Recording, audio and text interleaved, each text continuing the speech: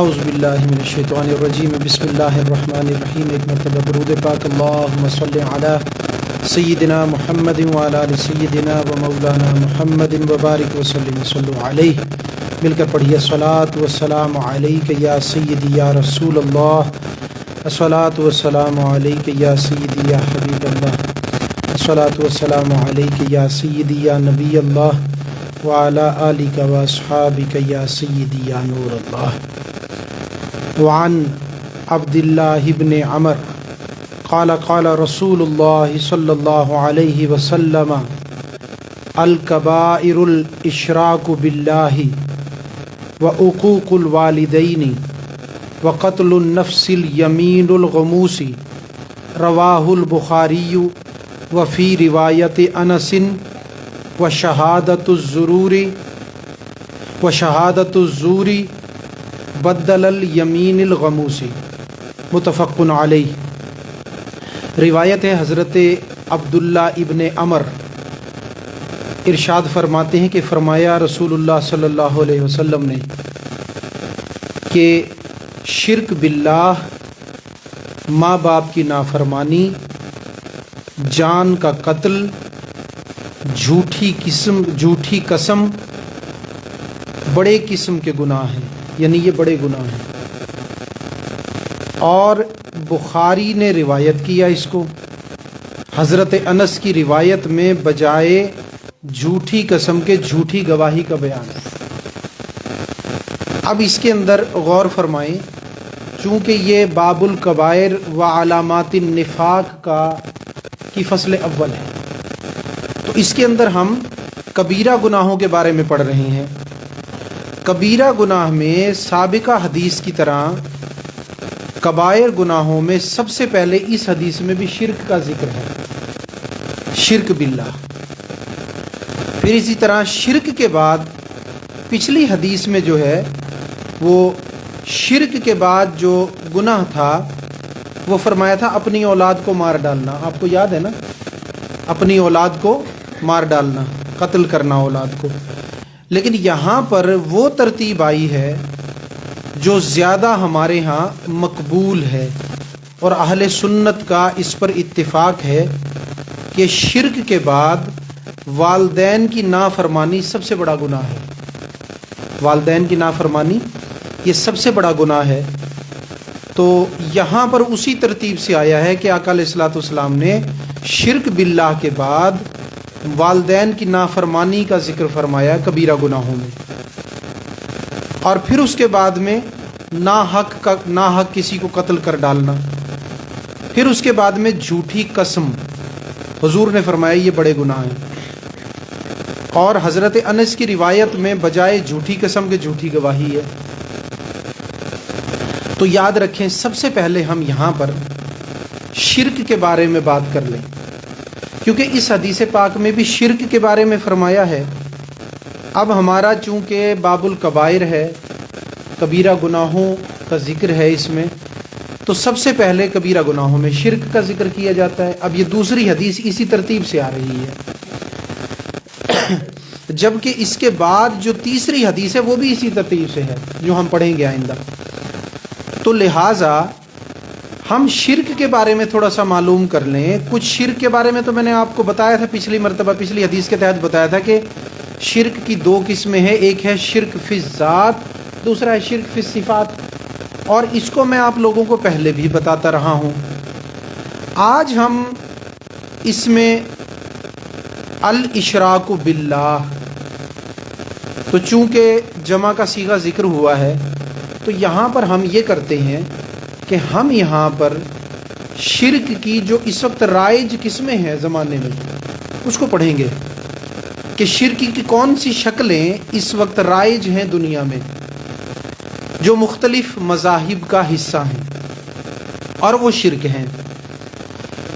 یعنی شرک کی قسموں میں تو کتنی قسمیں؟ دو۔ شرک کی قسموں میں کتنی قسمیں؟ دو۔ لیکن شرک کی جو رائج صورتیں ہیں نا وہ کئی ہیں، کئی طرح سے چیزیں ہیں جو اس وقت مذہبوں میں رائج ہیں اور وہ شرک ہیں۔ مثال کے طور پر ایک عقیدہ بتوں کی پوجا کا موجود ہے، جو بہت پرانے عرصے سے چلا رہا ہے، جو شرک کی سب سے کھلی ہوئی قسم ہے۔ یہ شرک کی سب سے کھلی ہوئی قسم ہے۔ لوگ شاید یہ سمجھتے ہیں کہ بتوں کو مشکل کشا اور حاجت روا سمجھا جاتا ہے، لہٰذا یہ شرک ہے۔ حقیقت یہ ہے کہ ان بتوں کو انہوں نے نعوذ باللہ ربوبیت کا درجہ دیا ہوتا ہے۔ ہم توحید ربوبیت کے بارے میں پڑھ چکے ہیں نا، تو انہوں نے ان بتوں کو رب کا درجہ دیا ہوتا ہے۔ اب اس کے اندر پھر وہ اسے پالنے والا بھی سمجھتے ہیں، مدد کرنے والا بھی سمجھتے ہیں، مشکلوں کو حل کرنے والا بھی سمجھتے ہیں، اس کو اپنی جانوں کا مالک بھی سمجھتے ہیں، اور یہ ساری چیزیں شرک کی کھلی ہوئی قسم ہیں، کوئی ڈھکی چھپی شرک کی قسم نہیں، کھلی ہوئی قسمیں ہیں۔ اور اسلام ایک ایسا روشن اور کھلا ہوا مذہب ہے کہ ہر چیز کو کھول کر بتا دیتا ہے، مبہم کوئی بھی چیز نہیں ہوتی۔ مبہم چیز ہے نا، یعنی جو ابہام میں ڈال دے وہ کوئی چیز بھی نہیں ہوتی۔ تو کھلا ہوا شرک کیا ہے کہ بتوں کی پوجا کرنا، یہ کھلا ہوا شرک۔ دنیا کے اندر بڑے پرانے عرصے سے یہ بتوں کی پوجا کا سلسلہ جاری ہے اور تاحال بھی جاری ہے، لیکن خطہ بر صغیر پاک و ہند کے اندر صرف ہندوستان اس وقت اس شرک کا مرکز ہے۔ یہ شرک یہیں سے پھیل رہا ہے، جہاں بھی مرکز یہ ہے۔ باقی پوری دنیا جو ہے عملی طور پر بتوں کی پوجا سے باز آ چکی ہے۔ جو بتوں کی پوجا کرنے والے آپ کو ملیں گے نا باہر بھی، تو وہ بھی عموماً ہندوستان کے ہی لوگ ہوں گے، یعنی ہندو لوگ۔ تو ہندو مذہب میں بتوں کی پوجا کی جاتی ہے، لہٰذا یہ کھلا ہوا شرک ہے۔ اچھا، اس کے بعد میں شرک کی ایک اور قسم وہ ہے عیسائی مذہب میں، یعنی تثلیث کا عقیدہ، نعوذ باللہ 3 خداؤں کا عقیدہ، یا ایک خدا، ایک بیوی، ایک بیٹا۔ یہ میں آپ کو پہلے بھی لائیو نہیں گئے تھے ہم، لیکن اور دروس میں آپ کو یہ بتا چکا ہوں، یہ بھی قسم۔ اس کے علاوہ اور بھی کئی مذاہب کے اندر ایسی چیزیں موجود ہیں۔ تو ہم جو ہے اس کو اپنی اصطلاحات جو ہم پڑھتے تھے نا، ان میں سے ہم اس کو 4 اصطلاحات کے تحت پڑھیں گے۔ ایک اصطلاح ہے حلول۔ کیا چیز؟ حلول۔ اور بلکہ اس سے بھی پہلے تجسیم، ٹھیک ہے؟ ایک ہے تجسیم، اس کے بعد میں ہے حلول، اس کے بعد میں ہے اتحاد، اور اس کے بعد میں ہے تثلیث۔ ٹھیک ہو گیا؟ تجسیم، اس کے بعد میں حلول، اتحاد اور تثلیث۔ یہ جو 4 اصطلاحیں ہیں نا، اس کے تحت ہم پڑھیں گے تو جتنے بھی غیر مذاہب میں شرک ہوتے ہیں وہ سارے اس کے زمرے میں آ جائیں گے۔ انہی میں سے 4 قسموں میں سے کسی نہ کسی قسم کے زمرے میں وہ شرک آ جاتے ہیں۔ کیسے؟ بتوں کو نعوذ باللہ رب سمجھنا، اس کے معنی کیا ہیں کہ ایک مجسم صورت کو نعوذ باللہ رب کا درجہ دینا، یہ تجسیم ہے۔ تجسیم یعنی رب کے لیے جسم ماننا، رب کے لیے ایک صنم، ایک بت ماننا، اس کے لیے کوئی میٹر یا مادہ ماننا کہ وہ نعوذ باللہ اس کا بنا ہوا ہے، تو یہ کیا چیز ہے؟ تجسیم۔ تجسیم کی 2 صورتیں ہیں۔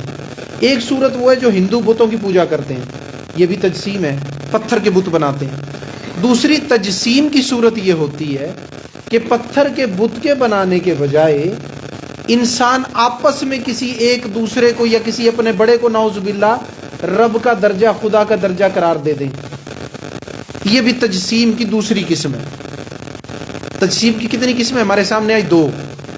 تجسیم کی ایک صورت بتوں کی پوجا ہے، دوسری صورت انسانوں میں سے جاندار، یعنی یوں سمجھ لیں آسان لفظوں میں، بے جان چیزوں میں سے کسی کو نعوذ باللہ خدا ماننا، اور جاندار چیزوں میں سے کسی کو خدا ماننا، یہ تجسیم ہے، اور تجسیم شرک ہے۔ ٹھیک ہو گیا؟ کیونکہ میں اصطلاحات کے تحت اس کو پڑھا رہا ہوں آپ کو، تاکہ بات جو نا دریا کوزے میں بند ہو جائے۔ اب تجسیم جب آپ سمجھ لیں گے تو آپ کو نظر آ جائے گا دنیا میں کہاں کہاں تجسیم والا شرک موجود ہے، تو اس کو کہیں گے تجسیم والا شرک۔ اب دوسرا، تجسیم کے بعد اس کے بعد دوسرا ہے میرے دوستو تجسیم کے بعد، وہ ہے حلول۔ کیا چیز؟ حلول۔ حلول پتہ کس چیز کو کہتے ہیں؟ یعنی جیسے آپ چائے بناتے ہیں اس میں کچھ اجزاء ڈالتے ہیں، ٹھیک ہے نا جی، چائے بناتے ہیں اس میں کچھ اجزاء ڈالتے ہیں، یا یوں سمجھ لیں، آسان مثال دے دوں، آپ لسی بناتے ہیں، لسی میں کتنی چیزیں ڈالتے ہیں آپ؟ نمک تو ایک اضافی چیز ہے نا۔ بنیادی طور پہ دو چیزوں کی لسی بنتی ہے، دودھ کی ایک قسم جس کو دہی کہتے ہیں، اور پانی، ٹھیک ہے نا جی۔ یوں سمجھ لیں دودھ کی کوئی بھی شکل، وہ دودھ میں ہو دہی میں ہو، اور اس کے ساتھ پانی ملا کر کیا تیار ہو گیا؟ یعنی پتہ چلا دو چیزوں کو ملانے سے تیسری چیز بنتی ہے، ٹھیک ہے نا۔ حلول کیا ہے؟ یعنی آپ پانی اور لسی کو ملا دیں، یا آپ کے لیول پہ رہ کے سمجھا رہا ہوں، پانی اور دودھ کو ملا دیں، اب اس کا نام آپ لسی نہ رکھیں، یا تو آپ اسے پانی ہی کہیں، یا اسے آپ دودھ یا دہی ہی کہیں، آپ کے لیول پہ رہ کے سمجھایا۔ حلول ایک ایسی چیز ہے۔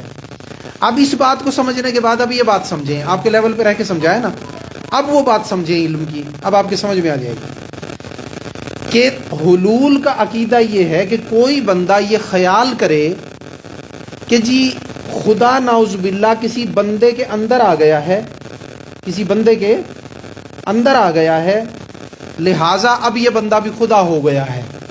ایک تو وہ عقیدہ تھا نا کہ تجسیم والا کہ ہے ہی خدا، ٹھیک ہے نا، بت ہے ہی خدا نعوذ باللہ، ایک تو یہ تھا۔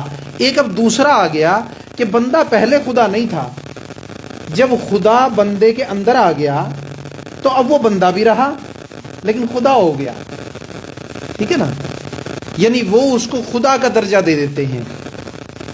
تو میں آپ کو یہ بتا چکا ہوں کہ اللہ تبارک و تعالیٰ کی ذات کسی چیز کے ساتھ مکس ہونے سے، کسی چیز کے اندر جانے سے، اس کے باہر آنے سے، ان چیزوں سے پاک ہے۔ تو پتہ کیا چلا؟ اللہ تبارک و تعالیٰ کی ذات ہر جگہ موجود ہے، اندر وہ جاتا ہے جو موجود نہ ہو۔ بات سمجھے؟ غبارہ جو ہوتا ہے، ہوا اس میں موجود نہیں ہوتی، جب اسے آپ پھلاتے ہیں ہوا اس کے اندر جاتی ہے تو ثابت کیا ہوا؟ ہوا پہلے موجود نہ تھی، بعد کو موجود ہوئی غبارے میں۔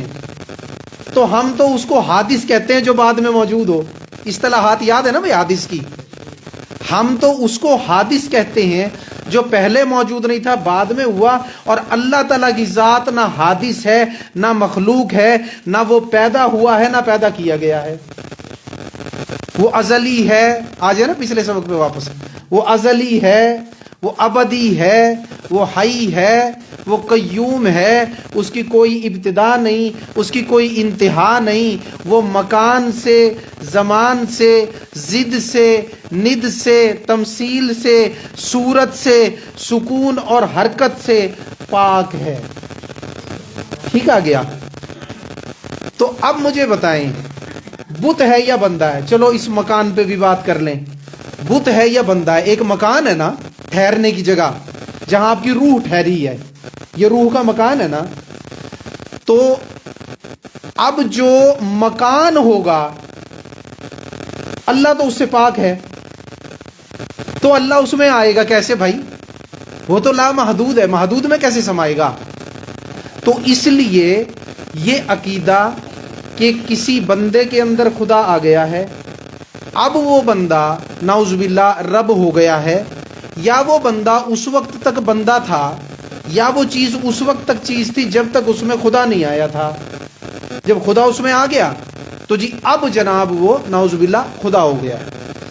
اچھا، اب اس کو یہ والا جو عقیدہ ہے یہ بھی ہندو مت میں موجود ہے، اور اس عقیدے کو کہتے ہیں عقیدہ اوتار۔ کیا کہتے ہیں؟ عقیدہ اوتار۔ اور یہ بھی شرک کی تجسیم جیسی بدترین قسموں میں سے ایک قسم ہے، جس کو ہم نے کیا کہا؟ حلول۔ حلول کی قسم، جس کو ہندوؤں میں اوتار کا عقیدہ کہتے ہیں۔ اوتار کے بنیادی معنی کیا ہیں؟ بنیادی معنی یہ ہیں کہ بھائی جن کی پوجائیں کی جاتی ہے نا، بندوں کی بھی تو بت بنے ہوئے نا، جن اصلی انسانوں کی پوجائیں کی جاتی ہیں، کرشن کی پوجا کی جاتی ہے، ٹھیک ہے نا جی، ارجن کی پوجا کی جاتی ہے یا سیتا کی پوجا کی جاتی ہے، اب یہ سارے انسان تھے، ٹھیک ہے نا. تو اب ان کا عقیدہ کیا ہے؟ ان کا عقیدہ یہ ہے کہ کرشن تھا، وہ بھگوان نہیں تھا. لیکن وہ بھگوان یعنی نعوذ باللہ خدا کب ہوا؟ کہ جب خدا اس کے اندر آ گیا، تو لہٰذا اب کرشن خدا ہے. تو یہ شرک کی وہ قسم ہے جس کو کیا کہتے ہیں؟ اب آپ کی یادداشت کا امتحان ہے، کیا کہتے ہیں؟ حلول. حلول، ٹھیک ہے نا، کسی چیز میں حل ہو جانا. آپ کی آسان زبان، چلو اس طرح کر کے سمجھا دینا عالمانہ زبان میں نہیں، جو آپ کو سمجھ میں آ جائے، ٹھیک ہے نا. ایک چیز دوسری میں حل ہو جائے، دو چیزیں اکٹھی ہو جائیں، ٹھیک ہے نا. سب سے پہلے تو بنیادی طور پہ یہ ہے ہی بات خلاف، کیونکہ دو چیزیں ملتی ہیں تو تیسری چیز بنتی ہے. اور اللہ تعالیٰ پہلی چیز سے بھی پاک ہے، دوسری سے بھی پاک ہے، اور مل کے مکس ہو کے تیسری چیز بننے سے بھی پاک ہے. کیونکہ توحید آپ کو سمجھا چکا ہوں نا، تو اب شرک آسانی سے آپ کے سمجھ میں آ جائے گا. اگر آپ کو وہ مکان، زمان، ضد، ند، ازلی، ابدی وہ چیزیں نہ سمجھائی ہوتی تو یہ چیز آپ کے سمجھ میں نہ آتی. اب آپ کو نظر آ رہا ہے، کیونکہ توحید کی روشنی آپ کے پاس ہو چکی ہے، تو اب شرک کا اندھیرا آپ کو نظر آ جائے گا. شرک کی یعنی توحید کی روشنی میں شرک کا اندھیرا اب آپ کو نظر آ جائے گا. جب تک توحید کی روشنی نہیں ہوگی، جب تک شرک کا اندھیرا بندے کو نظر نہیں آتا. اسی لیے لوگ شرک میں مبتلا ہوتے ہیں. تو ہم نے ابھی تک شرک کی کتنی قسمیں بیان کر لی آج کے درس میں؟ جی 2. شاباش 2. ایک تجسیم، دوسرا حلول. ٹھیک ہو گیا. اب تیسری چیز پہ آ جاؤ، وہ بھی اس سے ملتی جلتی ہے غالباً، اور اس کو تھوڑا سا میں بیان بھی کر گیا ہوں. وہ ہے اتحاد. کیا چیز؟ اتحاد. اتحاد بھی شرک کی بدترین قسم ہے. اتحاد بھی شرک کی بدترین قسم ہے. اتحاد کہتے ہیں دو چیزوں کا مل جانا. ابھی تو ہوتا ہے نا کہ چیز کے اندر داخل ہو جانا، تو ہے حلول. بندے کے اندر نعوذ باللہ خدا کا وجود اندر ماننا، یہ تو ہو گیا حلول. اور خدا اور بندہ دو ہو گئے اکٹھے، ٹھیک ہے جی، دو ہو گئے اکٹھے، ٹھیک ہے جی. اب چونکہ دو اکٹھے ہیں، لہٰذا دونوں کو بندہ بھی کہا جا سکتا ہے اور خدا بھی کہا جا سکتا ہے نعوذ باللہ. تو اب یہ جو چیز ہے نعوذ باللہ کہ اس کو دونوں کو اکٹھے جو ہو گئے، اتحاد ہو گیا ان میں، اس اتحاد میں نعوذ باللہ اس کو بندہ بھی کہہ سکتے ہیں اور خدا بھی کہہ سکتے ہیں. یہ شرک کی ایک تیسری قسم ہے، اس کو اتحاد کہتے ہیں. ٹھیک ہو گیا. یہ شرک کی ایک تیسری قسم ہے، اس کو اتحاد کہتے ہیں. اور ایسے لوگ یا بت ان کی پوجا کی جائے، انہیں ہری کے نام سے بلایا جاتا ہے. ہری، ہر رب کے نام کو کہا جاتا ہے. ہری یعنی وہ جس کا اتحاد ہو گیا. ٹھیک ہو گیا. اچھا، اس کے بعد میں پھر چوتھی قسم آ گئی. وہ کون سی ہے؟ تسلیس. کون سی؟ تسلیس. یہ تسلیس جو ہے نا، تسلیس یہ اصل میں 3 کو کہا جاتا ہے ایک مذہب میں. تسلیس جیسے ہم کہتے ہیں نا ثالث، ٹھیک ہے نا، تیسرا. لیکن یہ 3 کا جو ہنسا ہے نا، اس کو جب مذہب میں، عیسائی مذہب میں کہا جاتا ہے، اس کو تسلیس کہا جاتا ہے. اب تسلیس کیا ہے یہ سن لیں. تسلیس بھی شرک. اب یہ کون سی قسمیں بتا رہا ہوں میں آپ کو، کون سی وہ صورتیں شرک کی جو اس وقت رائج ہیں دنیا میں. وہ تو بتاتے نا، شرک فی الذات، شرک فی الصفات، تو 2 قسمیں ہو گئی نا. جو رائج صورتیں ہیں کہ کس کس صورت میں اس جہان میں شرک ہو رہا ہے. اب یہ آ گئی 4 میں سے آخری قسم. کون سی؟ تسلیس. تسلیس کیا ہے یہ سن لیں. تسلیس شرک کی ایک ایسی قسم ہے جو عیسائیت میں رائج ہے. اور تسلیس کے اندر 3 کو شمار کیا جاتا ہے. یہ میں اس کا بتا رہا ہوں آپ کو، تھوڑا سا بیک گراؤنڈ بتا دینا، پھر بات سمجھ میں آ جاتی ہے. یعنی اللہ تبارک و تعالیٰ کی ذات، پھر حضرت مریم، پھر حضرت عیسیٰ علیہ السلام. اب 2 فرقے ہیں. ایک فرقہ یہ کہتا ہے کہ نعوذ باللہ ایک رب ہے، نعوذ باللہ دوسری بیوی ہے، تیسرا بیٹا ہے. یہ 3 ہیں، ٹھیک ہے. ایک تسلیس کا عقیدہ یوں ہے، لیکن جسے عام طور پہ تسلیس کہا جاتا ہے نا، وہ عقیدہ نعوذ باللہ 3 خداؤں کا عقیدہ ہے. 3 خداؤں کا عقیدہ. وہ کیا کہ جو تسلیس کے قائل ہیں وہ یہ مانتے ہیں کہ نعوذ باللہ اللہ کے ساتھ ساتھ حضرت عیسیٰ علیہ السلام اور حضرت مریم بھی رب کا درجہ رکھتے ہیں. تو یہ ٹوٹل مل کر ہوئے 3 رب، ٹھیک ہے نا. تو اس کو کہا جاتا ہے تثلیث. اور آپ کو پتا ہے کہ قل هو اللہ احد اللہ الصمد لم یلد ولم یولد ولم یکن لہ کفوا احد. یہ ساری آیتیں جو ہے نا اکٹھا کریں، یہ ہر شرک کی نفی کر رہی ہیں، یہ تجسیم کی نفی بھی کر رہی ہیں، یہ اتحاد کی نفی بھی کر رہی ہیں، یہ حلول کی نفی بھی کر رہی ہیں، اور یہ تثلیث کی نفی بھی کر رہی ہیں. قل هو اللہ احد. توحید کے معنی کیا بتائے تھے؟ اکیلا ماننا، ٹھیک ہے نا.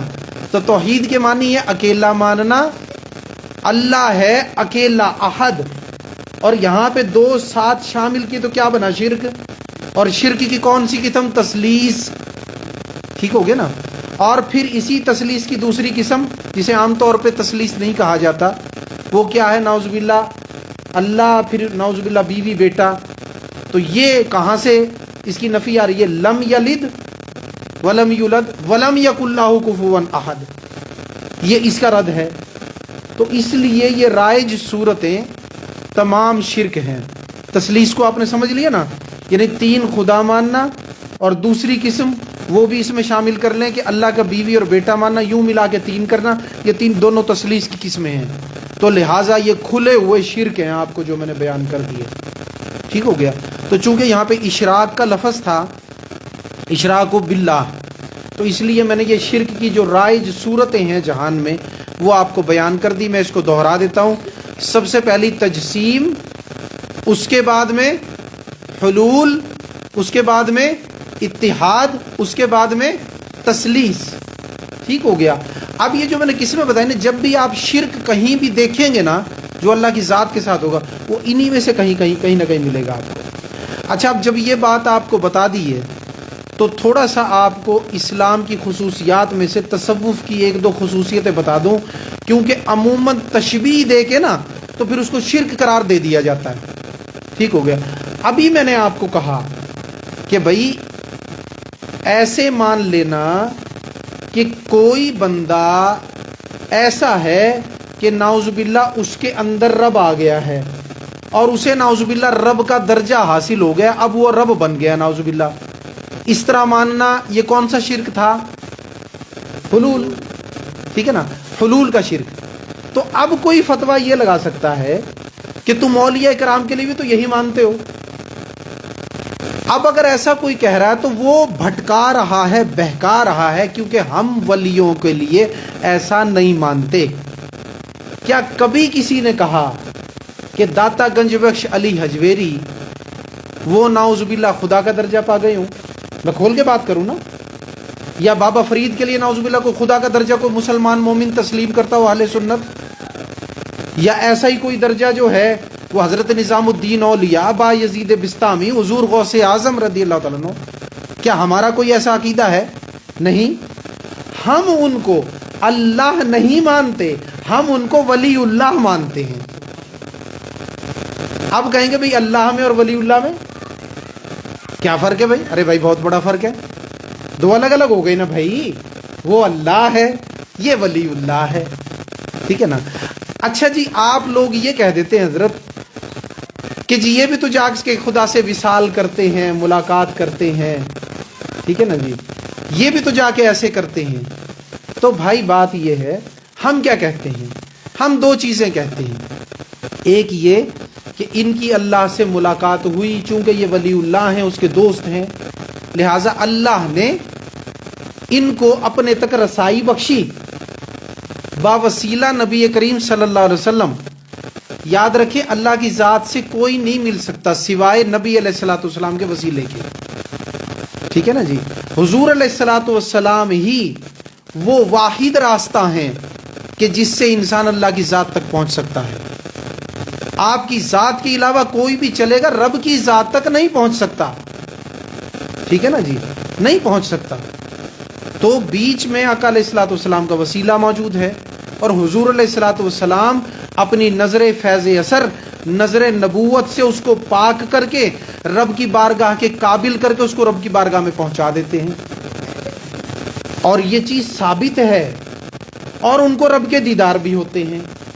حضرت مولا علی شیر خدا رضی اللہ تعالیٰ عنہ، اب میں داتا یا خواجہ کی مثال دوں تو لوگ کہیں گے نا بھئی یہ تو جناب وہ بعد والی روایتیں سنا رہے ہیں جی، مولا علی کی روایت کیوں نہ سناؤں. مولا علی رضی اللہ تعالیٰ عنہ سے ایک شخص نے سوال کیا، علی پاک شیر خدا جس کی عبادت کرتے ہیں کبھی اس رب کو آپ نے دیکھا ہے؟ تو آپ نے فرمایا والذی نفسی بیدہ، فرمایا اس رب کی ذات ہی کی قسم ہے جس کے قبضے میں مجھ علی کی جان ہے، میں جب تک تحریمہ کہتا ہی نہیں جب تک اس کا دیدار ہوتا نہیں. جب اس کا دیدار ہوتا ہے میں نماز کی نیت بھی جب ہی باندھتا ہوں، کیونکہ ان کی نمازیں جب سامنے جلوہ آرائی ہوتی ہے تب ہوتی ہے. ٹھیک ہے نا. تو حضرت آپ لوگ تو یہ بھی کہتے ہیں کہ اولیاء رب کی ذات میں فنا بھی ہوتے ہیں، آپ لوگ تو یہ کہتے ہیں کہ وہ رب سے ملاقات بھی کرتے ہیں، اور آپ نے ہی ابھی بیان کر دیا کہ جی یہ حلول کا عقیدہ تو شرک ہے. ٹھیک ہے نا. تو یہ تو آپ لوگ تو اسی راستے چل رہے ہیں. میں نے کہا بھائی اس کو غور کر، یہ ایسا کرنا دو وجوہات سے ہو سکتا ہے. ایک وجہ تو سب سے بڑی جاہلیت اور کم علمی کی ہو سکتی ہے، اور دوسری وجہ جو ہے وہ اہل سنت سے بغض بھی ہو سکتا ہے. ٹھیک ہے نا جی. تو اس کو بھائی یوں اب اس کو سمجھ لے کہ میں نے حلول کس کو کہا ہے؟ میں نے حلول کہا ہے اس بات کو کہ جی کسی کے اندر جو ہے نا رب کو ماننا اور پھر اس کو رب کا درجہ بھی دے دینا. بات آپ سمجھے؟ ہم تو اولیاء کے لیے دو چیزیں مانتے ہیں، حلول نہیں مانتے، حلول شرک ہے. ہم مانتے ہیں فنا اور وصال. وصال کے معنی ہے ملاقات، فنا کے معنی ہے اللہ کی ذات میں فنا ہو جانا. ٹھیک ہے.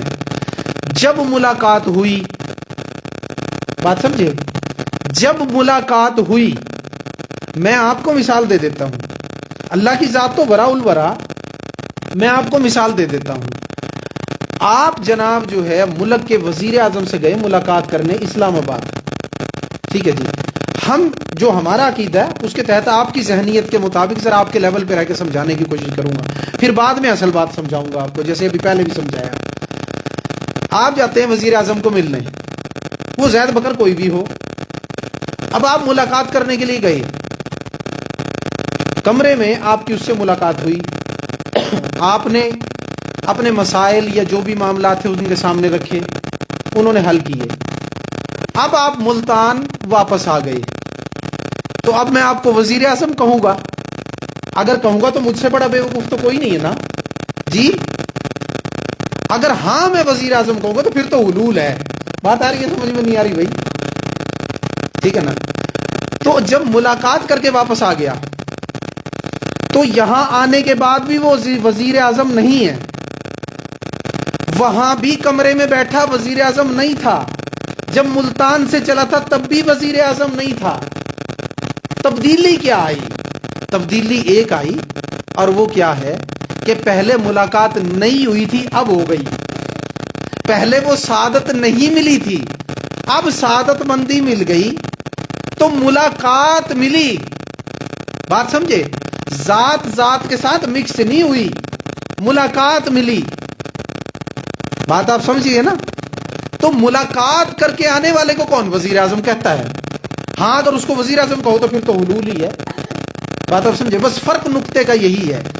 ہم یہ کہتے ہیں سب سے پہلی بات تو یہ ہے کہ اللہ تبارک و تعالی جیسا وحدہ لا شریک ہے، اس کا تصور وحدانیت اسلام کے علاوہ کسی مذہب میں موجود نہیں. جو لوگ یہ کہتے ہیں کہ جی کرشن گیا اور فلاں کو ملا اور وہ جناب پھر وہ اوپر سے نیچے آ گیا اور یہ رب ہو گیا اور فلاں ہو گیا، تو وہ اپنے پرمیشور کی ملاقات تو کہہ سکتے ہیں، رب کی ملاقات نہیں کہہ سکتے. اور پرمیشور کبھی خدا نہیں ہے. وہ ایشور تو کہہ سکتے ہیں اور ایشور کی ملاقات کر سکتے ہیں، اور ایشور کبھی خدا نہیں ہے. ٹھیک ہو گیا. وہ بھگوان تو کہہ سکتے ہیں اور بھگوان کبھی خدا نہیں ہے. وہ رام کی ملاقات تو کہہ سکتے ہیں اور رام کبھی خدا نہیں ہے. وہ گاڈ تو کہہ سکتے ہیں انگریزی زبان والے، لیکن گاڈ کبھی خدا نہیں ہے. گاڈ کبھی خدا نہیں ہے. اللہ کو ان ناموں سے پکارا نہیں جا سکتا اس لیے کہ اس کے یہ نام ہی نہیں ہے. اس کے نام تو وہ ہیں جو محبوب نے ہمیں تعلیم فرمائی. اللہ اکبر، وہ رب ہے. हुवल इलाह, वो इलाह है, हुवल्लाह, वो अल्लाह है। ये है उसके नाम, गॉड है जी। और जनाब ईश्वर, परमेश्वर, कई लोग फेसबुक पे, यूट्यूब पे बैठे होते हैं कि जी देखें जी वो भगवान से ऊपर ईश्वर होता है, उससे ऊपर परमेश्वर है। भाई तू जितना भी चला जा तू खुदा तक नहीं पहुंच सकता। और ना ये तसव्वुर इलाह है, ना ये तसव्वुर वहदानियत है। लिहाजा अगर कृष्ण के बारे में ये दावा है कि उसमें कोई आया वो किसी में गया, तो वो कोई और ही है, रब की जात नहीं है। ये तो समझाने के लिए रब का लफ्ज़ इस्तेमाल कर दिया था ना मैंने, क्योंकि तुम इसको समझते हो, ठीक है ना जी। ईश्वर का लफ्ज़ इस्तेमाल करता तो तुम्हें समझ ना आता। तो लिहाजा रब तक पहुंचने का एक रास्ता है और वह मेरे मुस्तफ़ा हैं। तमाम अंबिया को भी रब की मुलाकात मेरे मुस्तफ़ा के जरिए हासिल होती है। अरे वो जहन्नुम में गया जो उनसे मुस्तगनी हुआ है, खलीलुल्लाह को हाजत रसूलुल्लाह की। यहाँ तो खलीलुल्लाह अलैहिस्सलाम का भी विसाल होता है, अल्लाह की ज़ात से मुलाकात होती है, अल्लाह की बारगाह में पहुँचते हैं तो वसीला मुस्तफ़ा से पहुँचते हैं, रूह मुस्तफ़ा से के ज़रिए मुलाकात होती है, हुजूर की वजह से मुलाकात होती है। तो खुदा तक पहुँचने का और कोई रास्ता नहीं है।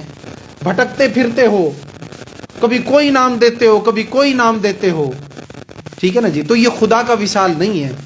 तो अगर जो है मेरे दोस्तों, सबसे पहली बात तो कि खुदा का विसाल नहीं। और उस बात पे वापस आ जाऊं तो बंदा इस्लामाबाद से मुलाकात करके आया तो भाई वजीर आजम हो गया? नहीं भाई, वजीर आजम तो वजीर आजम ही है। तो बिल्कुल इसी तरह अगर दाता ने रब की मुलाकात की है, मेरे ख्वाजा ने रब की मुलाकात की है, मेरे फरीदुद्दीन गंजे शकर ने रब की मुलाकात की है, बायजीद बिस्तामी ने रब की मुलाकात की है, तो पहले मुलाकात नहीं थी, मुलाकात हासिल हो गई। पहले अब्दुल्ला था, अब वलीउल्लाह है। पहले अब्दुल्ला था, अल्लाह का बंदा था, अब अब्दुल्ला भी है, लेकिन मर्तबा बढ़ गया। अब क्या हो गया? वलीउल्लाह। जब मुलाकात नहीं थी तो अब्दुल्ला था, लेकिन अब होकर आया है तो मुलाकात के बाद हो गया वलीउल्लाह। मुलाकात से ये दर्जा बढ़ा है जो बंदों ही का दर्जा है। वलीउल्लाह होना बंदे का ही दर्जा है ना, ठीक है ना जी। वलीउल्लाह होना बंदे ही का दर्जा है ना, तो ये दर्जा इम्तियाज खास हासिल हो गया। तो लिहाजा वो रब से मुलाकात करके वलीउल्लाह बनते हैं। हमारा अकीदा ये नहीं कि वो अल्लाह बनते हैं, ना हम उन्हें इलाह मानते हैं, ना कभी उनकी पूजा करते हैं, ठीक है ना जी। भाई ऐसे कोई शिर्क के फतवे लगाना तो आसान है, ये जुबान है, इसे जिस पे जो मर्जी चाहे फतवा लगा दो। उसको साबित करना बड़ा मुश्किल होता है।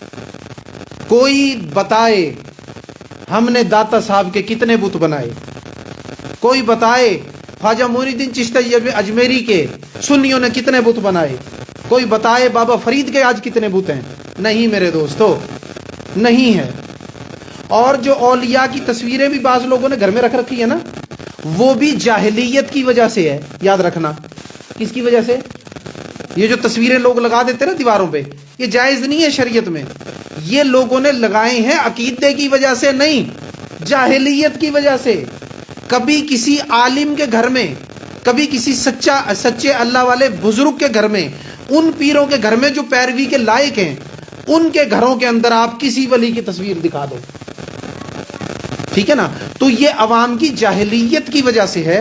लिहाजा इसकी वजह से अहले सुन्नत को दोष नहीं आप दे सकते। अच्छा, अब क्या चीज के मुलाकात करके आए तो वजीर आजम तो ना हो गए ना, इसी तरह मुलाकात करके आने वाले वलीउल्लाह हुए, अल्लाह ना हुए। हमारा ये अकीदा है। जबकि उन्होंने क्या कहा था? ईश्वर से मुलाकात करके ईश्वर बन गया, परमेश्वर से मुलाकात करके परमेश्वर बन गया, राम से मुलाकात करके राम बन गया, ठीक है ना। तो उनका अकीदा ये था कि जिससे मुलाकात की वो बन गया, या जिससे जनाब जो है, हाँ अब ये मुलाकात का आ गया। अब दूसरी बात इसी रूल की किस्म में से जो आपको बताया था, दुरूद पाक, वो क्या थी कि जी ये अकीदा रखना कि जी अब इसके अंदर वो आ गया है और अब ये भी वही हो गया है, ठीक है। अब दूसरा सवाल का ना जवाब का दूसरा हिस्सा, हम ये कहते हैं औलिया किराम अल्लाह तबारक व तआला की ज़ात में फना भी हो जाते हैं। فنائیت کا پتہ کیا ہوتا ہے؟ ہمارے ہاں جو اسلام میں تصور ہے وہ یہ ہے، جو ولی گیا، رب سے ملاقات ہوتی رہتی ہے، لوٹ آیا چلا گیا، اس کو کہتے ہیں حاضری، رب کی بارگاہ میں حاضری۔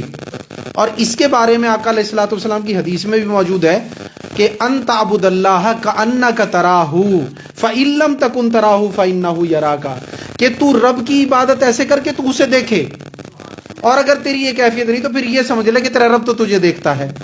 اور یہ دونوں صوفیوں کی قسمیں بیان ہوئی ہیں۔ ایک ابتدائی کیفیت ہے اس یقین سے عبادت کرنا کہ اللہ بندے کو دیکھ رہا ہے عبادت کرتے ہوئے، یہ تصوف کی ابتدا ہے۔ اور آپ صلی اللہ علیہ وسلم نے اسی حدیث جبریل میں تصوف کی انتہا فرمائی، ان تعبد اللہ کأنک تراہ، فرمایا تو ایسے عبادت کر کہ جس کی عبادت کر رہا ہے اسے دیکھے۔ علماء نے اس کا ترجمہ یوں بھی کیا، گویا کہ دیکھے، لیکن اولیاء کا ترجمہ کہ تو اسے دیکھے، اللہ کی ذات کی زیارت۔ اہل سنت اللہ تبارک و تعالیٰ کے دیدار کے قائل ہیں، لیکن یاد رکھیں وہ دیدار اس آنکھ سے نہیں ہوتا۔ اس آنکھ سے دیدار ہے نا، جسمانی آنکھ سے، صرف آقا علیہ الصلوۃ والسلام کے لیے، ما زاغ البصر وما طغى، حضور کی ذات کے لیے قرآن پاک سے ثابت ہے کہ وہ آنکھ نے مجھے ایسا دیکھا، رب تعالیٰ کی ذات نے فرمایا کہ اس آنکھ نے ایسے دیکھا جلوہ کہ نہ وہ بہکی نہ جلوے سے ادھر ادھر ہوئی، ما زاغ البصر وما طغى، ٹھیک ہے نا۔ لیکن آقا علیہ الصلوۃ والسلام کی جسمانی آنکھ مبارک کے علاوہ، ما زاغ البصر والی آنکھ کے علاوہ باقی سب کے لیے قلبی دیدار ہے۔ انبیاء کا تو اپنے درجے کے حساب سے ہے، لیکن اولیاء کے لیے، کیونکہ اعتراض انبیاء پہ نہیں نا ہوتا، ہم اس لیے اولیاء کی گفتگو زیادہ کریں، اعتراض یہاں ہوتا ہے، ان کے لیے دیدار قلبی ہے۔ حضرت امام احمد بن حنبل رحمۃ اللہ علیہ نے فرمایا میں نے ایک رات میں اپنے رب کی زیارت 100 مرتبہ کی، 100 مرتبہ کی، تو اسے پتہ چلا انہیں رب کی زیارت ہوتی ہے، سچے لوگ ہیں، کھرے لوگ ہیں۔ تو اب کہ جی آپ لوگوں کا عقیدہ ہے کہ جی اولیاء اللہ تبارک و تعالیٰ کی ذات میں فنا بھی ہو جاتے ہیں۔ فنائیت کیا ہے؟ میں نے کہا بھائی بات یہ ہے، جو ولی جائے واپس آئے، جائے واپس آئے، اس کو کہتے ہیں حاضری، رب کی بارگاہ میں کیا؟ حاضری۔ لیکن اگر وہ جائے اور واپس نہ آئے بلکہ بارگاہ رب میں ہی حاضر رہے، اس کو کہتے ہیں حضوری۔ اس کو کیا کہتے ہیں؟ حضوری، یعنی مستقل رب کی بارگاہ میں کھڑا ہو گیا۔ اب اس کو کہتے ہیں حضوری۔ جب یہ بڑھتی ہے نا تو اسی کو ہم فنا کہتے ہیں، اسی کو ہم فنا کہتے ہیں۔ فنا میں جو اسلامی نقطہ نظر ہے ہمارا اہل سنت کا، وہ یہ ہے کہ جو ولی اللہ کی ذات میں فنا ہو جاتا ہے نا، تو پھر ولی کی ہستی سے ایک بال بھی حقیقت میں باقی نہیں رہتا، ٹھیک ہے نا جی، وہ رب کی ذات میں فنا ہو جاتا ہے۔ لیکن ہم نے کیا کہا؟ ہم یہ کہتے ہیں کہ وہ ولی اللہ فانی ہے اور رب کی ذات باقی ہے۔ اب یہ جو فنا ہو گیا نا، بندہ ہی تھا نا، ولی اللہ ہی تھا، عبداللہ ہی تھا، تو یہ ولی اللہ فنا ہے، عبداللہ فنا ہے، یہ اللہ کا بندہ فنا ہو چکا ہے، لیکن باقی ذات کس کی ہے؟ رب کی۔ جبکہ انہوں نے کیا کہا تھا کہ وہی آ گیا تھا چل کے یہاں اور اس کے اندر آیا، تو اب یہ وہ ہو گیا ہے، ایشور ہو گیا یا پرمیشور ہو گیا یا جو بھی ہو گیا، تو انہوں نے نعوذ باللہ بندے کو رب کا درجہ قرار دے دیا تھا۔ تو ہم حضور غوث اعظم، جن کے اوپر ہمارا سب سے زیادہ عقیدہ ہے، ہم ان غوث اعظم کو بھی اللہ کی ذات میں فنا جانتے ہیں، اللہ نہیں جانتے۔ ہم کہتے ہیں غوث فانی ہے، رب کی ذات باقی ہے۔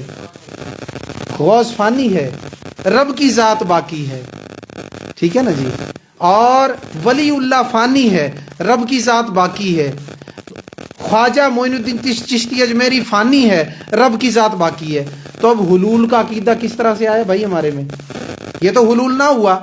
حلول تو جب تھا جب ہم اللہ کی ذات کو بھی باقی جانتے، غوث کی ذات کو بھی، خواجہ کی ذات کو بھی باقی جانتے، پھر انہیں اکٹھا کر کے ایک ہی نام دے دیتے، وہ کوئی بھی نام ہوتا، تو پھر کیا تھا؟ پھر تھا حلول، ٹھیک ہے نا۔ تو اس لیے ہم حلول سے بھی پاک ہیں، اور تجسیم تو ہمارے میں ویسے ہی نہیں ہے۔ ٹھیک ہو گیا.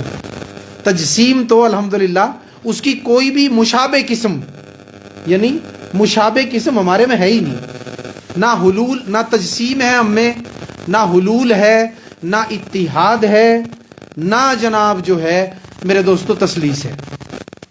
ٹھیک ہو گیا نا. تو یہ ساری چیزوں سے الحمدللہ مسلمان مومن پاک ہیں. تو شرک کی رائج صورتوں کو میں نے کچھ بیان کر دیا. میں نے آپ سے وعدہ کیا تھا کہ احادیث تحت تھوڑا تھوڑا اس کو بیان کرتا جاؤں گا. تو آج شرک کی رائج صورتیں اور جو ہے مطلب مسلمان مومنین پر شرک کا فتویٰ لگانے کی وجہ جو اعتراضات بنتے ہیں ان اعتراضات کا جواب میں نے دیا. تو شرک کا بیان میں نے اس حدیث کے تحت آپ کے سامنے کیا. اور آقا علیہ الصلوۃ والسلام نے فرمایا کہ شرک کے بعد جو دوسرا بڑا گناہ فرمایا وہ فرمایا والدین کی نافرمانی. کیا چیز؟ اب چونکہ شرک کے فوراً بعد والدین کی نافرمانی آیا ہے تو جس طرح حدیث میں کنٹینیو ہو گیا نا، میں بھی اس کو کنٹینیو کر دوں، جوڑ دوں. اب اس کو میں جوڑ ایسے رہا ہوں کہ اگر کسی کے والدین مشرک ہوں، میں یوں کنٹینیو کرتا ہوں اس کو، کسی کے والدین اگر مشرک ہوں، اب اس بندے کے تو والدین ہے نا وہ، تو اس کے لیے شریعت کا حکم ہے کہ ان کو بت خانے نہ لے کر جائے. والدین کی نافرمانی گناہ کبیرہ ہے نا، لیکن یہ گناہ نہیں ہے کہ بھئی وہ کہیں جی اب ہمیں بت خانے لے جاؤ، ہم اپنا شرک یا اپنی جو ہم کرتے ہیں پوجا، وہ پوٹا پاٹ وہ کر لیں ہم. تو اس میں جو لے کے جانا ہے اب وہ گناہ کبیرہ بنے گا. نہ لے کے جانا یہ کار ثواب ہے. ہاں علماء نے یہاں تک بیان کیا کہ بھائی اگر وہ چلے گئے ہیں نا، خود لے کے تو نہیں جا سکتے تم، جب انہوں نے اپنا کام کر لیا تو اب تم واپس لے آؤ ان کو. بات سمجھ میں آ گئی؟ تو شرک سے اس کو والدین کی نافرمانی کو میں نے یوں کنٹینیو کیا. تو اس سے نقطہ ہمیں کیا پتہ چلا کہ جہاں پر اللہ و رسول کی نافرمانی ہو رہی ہو والدین کی فرما برداری کرتے ہوئے، تو ایسی فرما برداری گناہ ہے. ٹھیک ہو گیا؟ یعنی والدین یہ کہتے ہیں کہ بھئی تم جو ہے وہ داڑھی رکھ رہے ہو، نوجوان ہمارے بچے داڑھی رکھ رہے ہو تم، میں جناب والدہ کہتی ہے میں تجھے دودھ نہیں معاف کروں گی، یہ داڑھی کٹوا دینا اعوذ باللہ. تو اب حکم والدین کا بڑا ہے یا اللہ رسول کا؟ سارے جواب دینا. اللہ رسول کا حکم بڑا ہے، والدین کا حکم بڑا نہیں. تو لہٰذا جب والدین کا حکم اللہ رسول کے حکم کے مقابلے پر آئے گا تو پھر اللہ رسول کا حکم ماننا جائے گا. تو لہٰذا داڑھی کو نہیں کٹایا جائے گا. اور والدہ یا والد کہے کیوں مولوی بن رہا ہے، دو چار فلمیں بھی، یہ اس وقت کے جیسے رائج صورتیں شرک کی بتائی ہیں نا، یہ بھی اس وقت کی خرافات، رائج خرافات ہیں جو والدین بچوں پہ لاد دیتے ہیں. والدین کہتے ہیں والد یا والدہ بھئی کہاں نرا مولوی بنا جا رہا ہے، نماز شروع کر دیے، بیٹا دنیا داری بھی تھوڑی کرنی چاہیے، لہٰذا یہ پکڑ موبائل اور فلم بھی دیکھ لے، ڈرامے کی قسط بھی دیکھ لے. تو بچہ ان کا کہنا مان کر، کیونکہ بعض بچوں میں غلط فہمی پیدا ہو جاتی ہے، بھئی والدہ جو کہہ رہی ہے، والد جو کہہ رہا ہے، جب اس کا حکم نہیں مانیں گے تو بھئی یہ تو پھر گناہ ہوگا. نہیں، اب یہاں پر یہ حکم ماننا گناہ ہے جو اللہ رسول کے مخالف ہے. لہٰذا والدین کی نافرمانی اللہ رسول نے جو احکامات لگائے ہیں اس کے معاملے میں وہ نافرمانی شمار نہیں ہوتی. والدین آپ کو داڑھی رکھنے سے روکیں، والدین آپ کو نماز پڑھنے سے روکیں، والدین جو ہے شریعت کے کسی ناجائز کام کا حکم کریں، جھوٹ بولنے کا حکم کریں، رشوت کی رقم لانے کا حکم کریں، ٹھیک ہے نا جی، سود وصول کرنے کا حکم کریں، تو ایسے حکم ماننا ہی گناہ کبیرہ ہے. ٹھیک ہے نا جی. اب آ جائیں اس بات پر، اللہ رسول کے جو حکم ہیں جو انہوں نے منع کیے ہیں، ان چیزوں کو چھوڑ کر باقی چیزوں کے اندر والدین کی کا حکم، ان کی تعظیم، ان کی تکریم، ان کے کاموں کو کرنا، یہ تیرے لیے سب سے زیادہ ضروری ہے. یہ تیرے لیے سب سے زیادہ ضروری ہے. ٹھیک ہے نا جی. اور سعادت مند بچے ہوتے ہیں جو اپنے والدین کی خدمت کرتے ہیں. سعادت مند بچے. ایک نقطہ آپ کو موٹا سا ہی بتا دوں یہاں پہ، بظاہر چھوٹا سا ہے پوری زندگی کو محیط.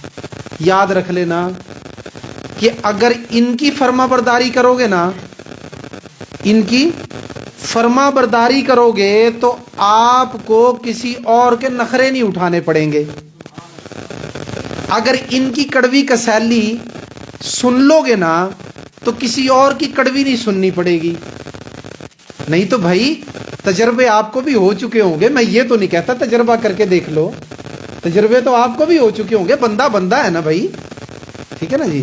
تو کبھی پچھلے سابقہ تجربے کو یاد کرنا کہ اگر ان کی گالیاں کھا لو گے نا تو زمانے میں گالیاں نہیں کھانی پڑیں گی. ان کی کڑوی کسیلی جو تمہیں لگ رہی ہے نا وہ اگر سن لو گے تو پھر کسی اور کی نہیں سننی پڑے گی، ٹھیک ہے نا. اور ان کی کڑوی کسیلی کو میٹھی سمجھ کے پی جایا کرو، میٹھی سمجھ کے پی جایا کرو، کیونکہ جو یہ کڑوی کسیلی کہہ رہے ہوتے ہیں اس میں کوئی نہ کوئی حکمت ہوتی ہے، اس میں کوئی نہ کوئی حکمت ہوتی ہے. اور جب بڑھاپے میں پہنچے، اللہ اکبر، خوش نصیب ہیں جن کو والدین کا بڑھاپا نصیب ہو جائے. یقین کریں آپ، وہ خوش نصیب ہیں. ایک کا بڑھاپا یا بہت خوش نصیب ہے تو دونوں کا بڑھاپا مل جائے کہ وہ خدمت کر کے اپنے لیے جنت بنا لے، ٹھیک ہے نا جی. بڑھاپے میں تو خدمت کی خاص طور پر ضرورت ہے، خدمت کی خاص طور پر ضرورت ہے. قرآن پاک میں لفظ آیا، فرمایا اُفِّن وَلَا تَنْهَرْهُمَا، یعنی تم والدین کو کبھی اف نہ کہو، کبھی ان کو جھڑکو نہ. ان کو جھڑکنا یا اف کہنا یہ شریعت میں حرام ہے. حضرت علی پاک شیر خدا فرماتے ہیں کہ اگر اف سے بھی کوئی چھوٹا لفظ ہوتا نا تو اللہ تعالیٰ اس کو یہاں بیان فرماتا، ٹھیک ہے نا. خاص طور پر میرے دوستو پوری زندگی ہی والدین کی خاص ہوتی ہے آپ کے لیے، تو پوری زندگی ان کی خدمت کرو. خاص طور پر جب ان کی عمر ڈھلنا شروع ہو، جب وہ بڑھاپے میں چلے جائیں تو جوں جائیں جوں آپ کو زیادہ ضرورت ہے، ٹھیک ہے نا. جو بوڑھے ہو جاتے ہیں نا، جب ہم بھی بوڑھے ہوں گے ہماری بھی ایسی عادتیں ہوں گی، ایک ایک چیز کو کئی دفعہ پوچھیں گے پھر بھول جائیں گے، پھر پوچھنے لگ جائیں گے، ٹھیک ہے نا جی. تو ان چیزوں کو برداشت کرنا تیرے لیے کثیر ثواب کا باعث ہے. ہیں جی، ماں پوچھے بیٹا اکرم نہیں آیا ابھی تک، ہیں جی، تو ہمارے لوگ بس ایک آدھ دفعہ ہی برداشت کرتے ہیں. اماں 2 دفعہ تو پوچھ چکی ہے، تجھے بتایا تو ہے نہیں آیا. لیکن یاد رکھنا یہ پورا جملہ ہے اور اف سے کتنا بڑا ہے، اف سے کتنا بڑا ہے یہ. تو لہٰذا یوں بھی نہیں کہہ سکتے، جتنی مرتبہ پوچھے نا جواب دو، ہاں ماں نہیں آیا، ہاں ماں نہیں آیا، ٹھیک ہے نا. تو اور جو ہے نا ایک والد بیٹھا ہوا تھا، ایک اپنے بچہ پاس بیٹھا ہوا تھا. والد تھا بوڑھا، بچہ شریعت کا پابند کوئی نہیں تھا. باپ نے پوچھا بیٹا یہ کیا ہے؟ اب وہ سب سے پہلے تو نا نظر اس کی ٹیڑھی ہو گئی. بابے نے عمر گزاری، اسے کوے کا پتہ نہیں چلا. یہ جو بیٹھا ہے جس کے بارے میں پوچھ رہا ہے کیا ہے بیٹا؟ بابا دیکھ تو رہے ہو آپ بھی کوا. تھوڑی دیر بعد بیٹا یہ کیا ہے؟ بابا جی کوا ہے، آپ کو بھی تو نظر آ رہا ہے. وہ کرتے کرتے تیز ہوتا چلا گیا. تو والد نے مسکرا کے کندھے پہ ہاتھ رکھا، فرمایا پتہ مجھے بھی ہے کوا ہے، لیکن تجھے سمجھانا یہ چاہتا ہوں کہ جب تو چھوٹا تھا نا، میں جوان تھا، تو تو نے مجھ سے 100 مرتبہ پوچھا تھا اور 100 مرتبہ ہی میں نے تجھے پیار کا ہاتھ پھیر کر بتایا تھا یہ کوا ہے، ٹھیک ہے نا.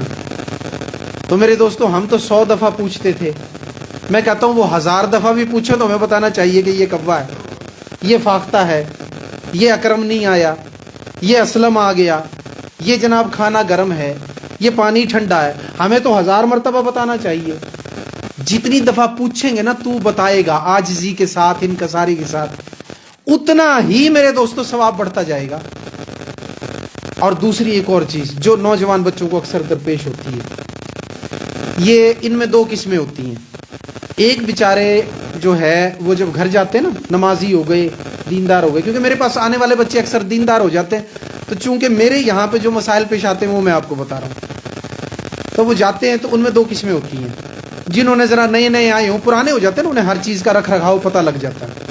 ان میں ایک قسم تو وہ ہوتی ہے، اب وہ خود نماز پڑھنے لگے ہیں، چھوٹے بہن بھائیوں کو تو کہتے ہیں، لیکن والدین کو نہ کہتے ہوئے وہ یہ سوچتے ہیں بھئی یہ نافرمانی ہو جائے گی، بھئی میں اگر ان کو نماز کا عرض کروں تو وہ اس خوف سے بیچارے نہیں کہہ رہے ہوتے. جب پرانے ہوتے ہیں نا پھر ہر چیز کا پتہ لگ جاتا ہے.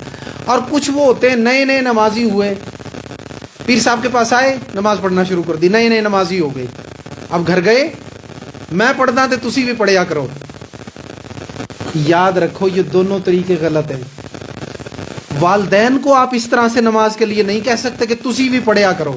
نہ, اللہ نے آپ کو ان کا حکمران نہیں بنایا, لیکن نماز کا کہنا بھی ہے. تو کس طرح سے؟ پہلے بیٹھ جاؤ, پاؤں دباؤ. ہیں جی, سر میں درد ہے, سر دباؤ. کوئی باتیں پیار محبت کی میٹھی میٹھی کی, یہ آپ لوگوں کو میں پہلے بھی سمجھاتا ہوں, لیکن آج لائیو ذرا فیس بک کے ناظرین بھی اس کو سن لینا بات کو, جو آپ کو بھی سمجھاتا رہتا ہوں میں.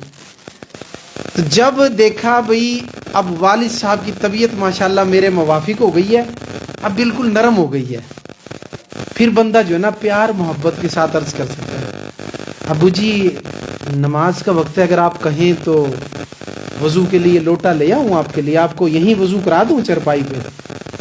جی, پیار سے محبت سے, اس سے بھی کوئی نرم لفظ ہوں تو, کیونکہ میں تو لائیو بیان کر رہا ہوں نا, آپ تو جو بیٹھے ہو تو پھر سوچ کے رکھیں گے نا پلان بنا کے, بھئی والد کو نماز کا کیسے کہنا ہے, والدہ کو کیسے کہنا ہے. ٹھیک ہے نا جی. اب والدہ ہے, کام کا کہتی ہے, بچے کر رہے ہیں, ٹھیک ہے نا. اب یہ بچہ بھی کام کر رہا ہے, والدہ کو کہنا ہے. ٹھیک ہے نا جی. والدہ چولہے پر بیٹھی, لا کے سامان پاس رکھ دیا, امی جی اور کوئی کام. والدہ کی آتا وہ باہر سے کوئی پسند والی چیز نہیں, یہ آپ کو بتا رہا ہوں. باقی جو ہے نا, جو حکیم ہوتا ہے نا موقع پہ, کتاب کے اوپر اس کی رائے مقدم ہوتی ہے. وہ حکیم زیادہ بہتر جانتا ہے میں نے کیسے علاج کرنا کتاب کے بجائے. تو میں تو آپ کو کتابی بات بتا رہا ہوں نا, یا اپنی حکمت بتا رہا ہوں. آپ کی اپنی بھی کوئی حکمت رب نے آپ کو دی ہے, اس سے کام لیا کریں. دیکھ لیا, خاموش ہو کے بیٹھ, دیکھ لیا. تو اب جناب جو نا جی, والدہ کی طبیعت بھئی نرم ہو گئی ہے, اب والدہ کو بھی پیار محبت سے, امی جان تواڈے واسطے مصلا بچھا دیا, اگر مہربانی فرماؤ تو مینوں دلی طور تے امی جان بڑی خوشی ہوئے گی. یقین کرو میرا دل باغ باغ ہو جائے گا. ہیں جی, میرا دوست ہے سرور, وہ مینوں آ کے دسدا جی میری والدہ نماز پڑھ دی ہے, میں بھی انہوں جا کے دساں گا میری والدہ نے بھی اج نماز پڑھی ہے. ٹھیک ہے نا جی. کوئی ایسا ہو جی طریقہ بنا, آپ حکمران نہیں جو جا کے کہیں نماز پڑھو, نہیں, ان کو کہنے کا اپنا طریقہ ہے. ٹھیک ہے نا جی. ہاں, نافرمانی ان کی کسی معاملے میں نہ کریں, جو اللہ رسول کی نافرمانی بنتی ہو. ٹھیک ہے نا جی, وہ نہ کریں. باقی ہر چیز میں ان کی تابعداری کریں, خدمت کریں. میں ان لوگوں سے بڑا دکھی ہوتا ہوں اور آوازار ہوتا ہوں جن کے والدین میرے پاس شکایت لے کے آ جائیں کہ پیر صاحب میرے پاؤں دکھتے ہیں, میں ڈیوٹی سے آیا ہوں, تو یہ کہتا ہے میں بھی ڈیوٹی سے آیا ہوں. ٹھیک ہے نا. تو پھر میں بلا کے بٹھا کے پیار محبت سے نصیحت کرتا ہوں. الحمدللہ اللہ کا کرم ہے, آج فقیر سے وابستہ لوگوں یا فقیر کے سلسلے سے وابستہ جو لوگ ہیں, ان میں 95 سے 98% لوگ والدین کے فرما بردار ہیں. اور ماشاءاللہ وقت گزرتے کے ساتھ ساتھ بچوں نے داڑیاں رکھی, تو وقت گزرتے کے ساتھ ساتھ سال بعد, 1.5 سال بعد, کسی کی 6 ماہ بعد والد نے بھی داڑھی رکھ لی. ہیں جی, نمازی ہو گئی والد صاحب بھی, والدائیں بھی نمازی ہو گئی ماشاءاللہ. تو حکمت اور تدبیر کے ساتھ, نافرمانی بالکل نہیں. اللہ رسول کا حکم پہنچانا ہے, اس کا طریقہ آپ کو بتا دیا. ٹھیک ہے نا جی. اور آپ کتنے بچے اچھے بچے ہوں گے کہ آپ کی وجہ سے آپ کے والدین بھی نماز پہ کھڑے ہو جائیں, آپ کی داڑھی مبارک کو دیکھ کے آپ کے والد صاحب بھی داڑھی رکھ لیں. ٹھیک ہے نا جی. تو یہاں تک میں نے اس کو بیان کر دیا ہے. اگلی مرتبہ انشاءاللہ جان کا قتل اور جھوٹی قسم یا جھوٹی گواہی, ان 3 چیزوں کو انشاءاللہ ہم بیان کریں گے. اللہ تبارک و تعالیٰ سے دعا ہے کہ شرک کے معاملات کو جو ہم نے پڑھا اس کو ہمیں ذہن میں بٹھانے کی توفیق عطا فرمائے, اور جو لوگ ناجائز ایسے فتوے لگاتے ہیں اللہ ان کو بھی توفیق عطا فرمائے کہ وہ حقیقی شرک کو سمجھ لیں, حقیقی شرک کیا ہوتا ہے. جتنے دوست آئے ہیں اللہ سب کی حاجتوں ضرورتوں کو پورا فرمائے. وما علینا الا البلاغ.